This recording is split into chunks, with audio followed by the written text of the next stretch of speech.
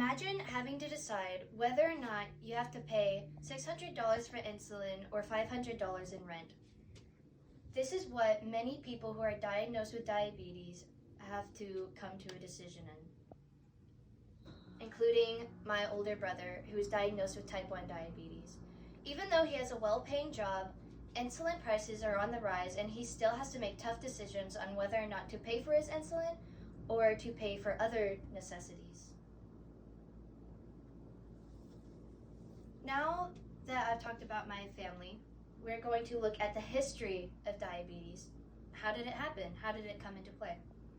Well, in Egypt in 1550 BC, there are writings that described a person losing a lot of weight and who had the passing of too much urine. Later on, studies have shown that genetics plays a strong role in type 2 diabetes, according to diabetes.org, last accessed on October 14th, 2022.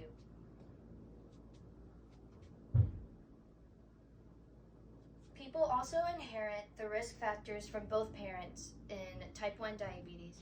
So if two parents both have type 1 diabetes, the chances of their child getting type 1 is a 1 in 10 chance.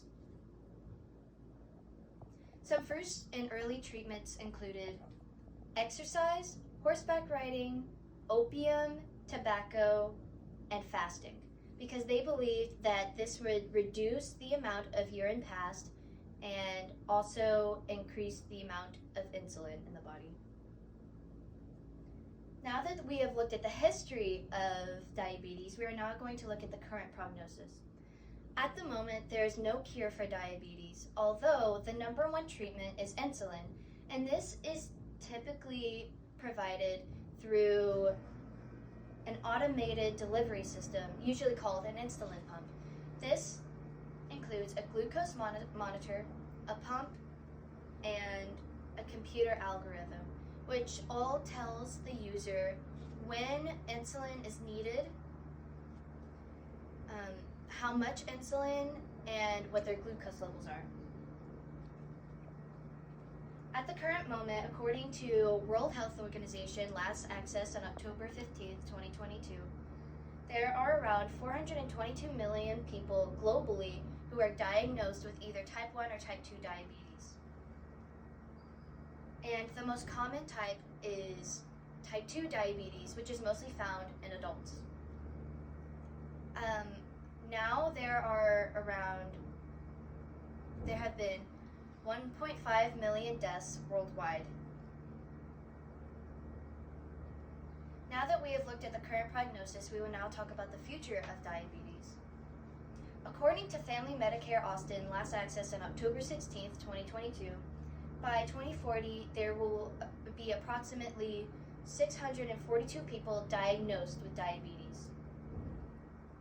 Even though the level of diabetes diagnoses will rise, the prevalence against diabetes will also rise.